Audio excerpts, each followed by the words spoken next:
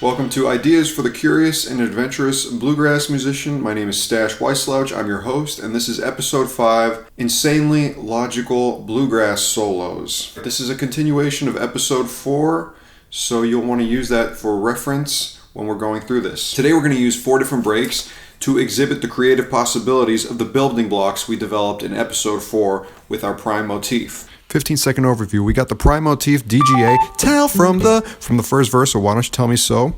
And we inverted it, retrograded, inverted it. We displaced the octaves within it, changed the rhythm, we transposed the motif to other keys, and we made harmony out of the motif. So first, let's start off with the tune. If you don't know it, go and listen to it right now. We're going to imagine that it's our turn to take a break in some jam or in a solo performance or in a band performance, and we are going to use the verse as our template to improvise and execute the traditional melody under our own interpretation.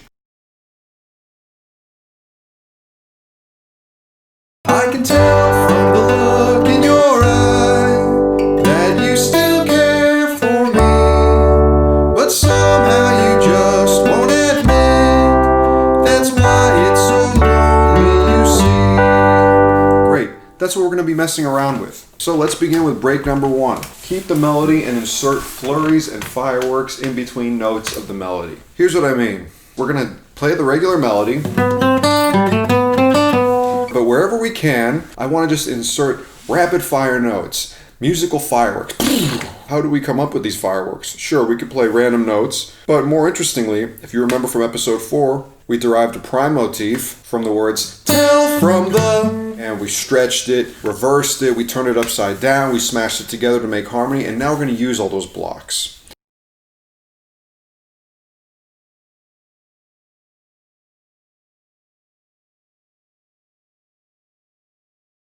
Let's start by just composing one flurry based off building blocks of the motif. Here's an idea. That's a flurry. We're going to play that really fast. And I want to insert that between the words tell and from. I can tell from the look. What's that flurry? It's an inverted retrograde motif off the E flat for starters. Up a second, down a fifth. And then I moved and did a prime motif with the second note octave displaced down an octave off the B. Oh, interesting.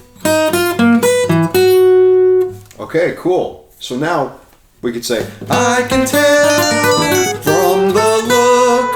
Let's compose another flurry. Flurry 2. What's that?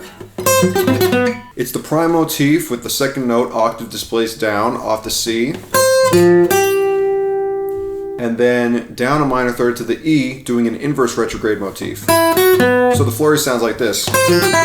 Oh, interesting. So we got, I can tell, flurry 1, from the look in your eye.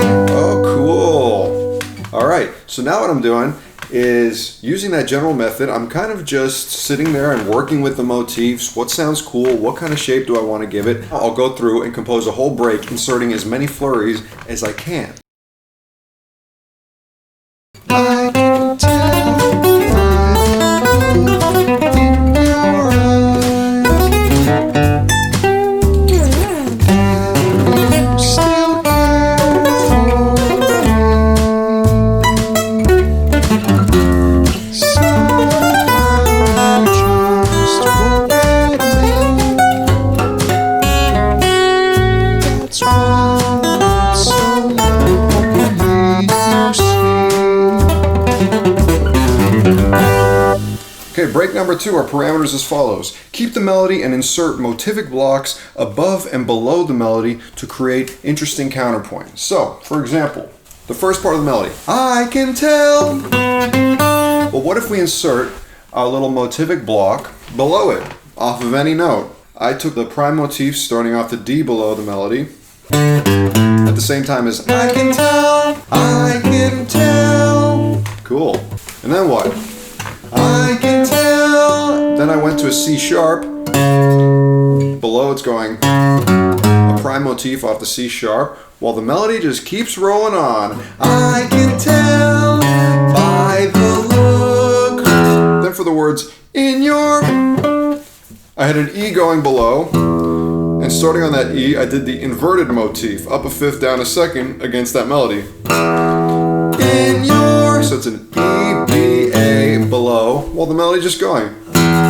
In your, and then I went down a half step to the A flat. I, okay, so below we just have 3 of the motifs going.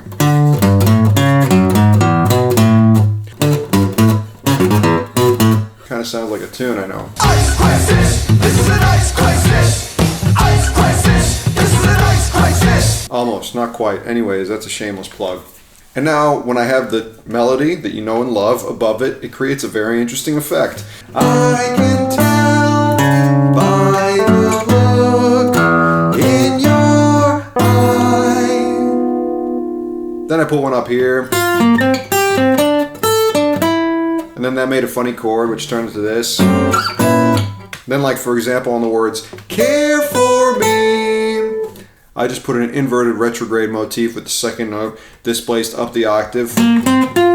Care for me, and then I get the harmony below. So then I experimented that, you know, oh, let's put this block and put it above. Oh, let's change the rhythm of that a little bit, but still using these different blocks. Cool. Let's make these shapes go way up. Let's make these shapes go way down. The whole time, though, we're keeping the melody in there. 1, 2. I can tell by the look in your eye that you still care for me, but somehow you just won't admit. That's why it's so lonesome, you see. Now if you have made up your mind. Alright, well that's the counterpoint. That's break number 2. The goal of this was harmonize the melody unconventionally, putting chords derived from the melody above and below said melody. Now if you remember, we took that prime motif and we smashed it all together. We made a chord. And we discovered that it makes a nice quartal chord, a chord separated by 2 perfect fourths. Cool. So then we explored that chord. We found it all over the guitar. Whatever. We spread it out a little bit maybe.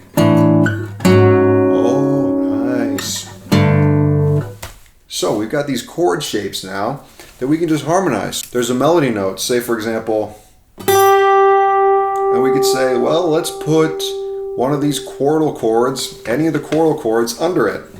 Oh, interesting. Then like maybe we land on the B, and I'm like, let's put a C quartal chord under that B. What's that sound like? Whoa, crazy.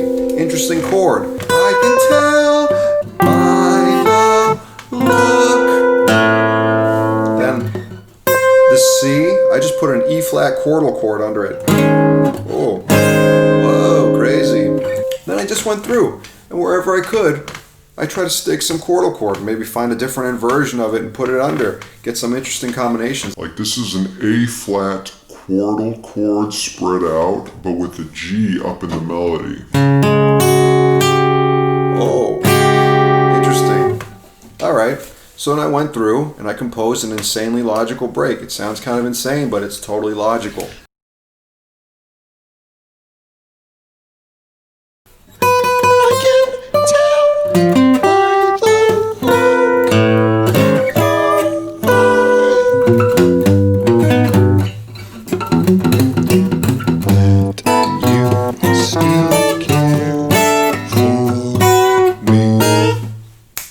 Boom.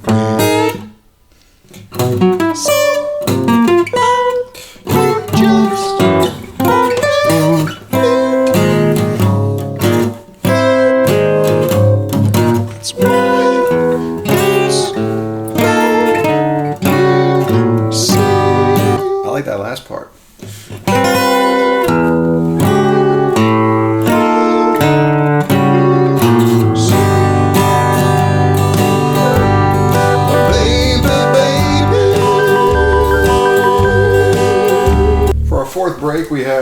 Abandon the melody for short periods of times and go on a motivic adventure, but come back to the melody. So this is kind of more natural, like maybe how people might do it in real life a little more. Play the melody a little bit, go on a motivic adventure. Come back to the melody, go on a motivic adventure, bring it back.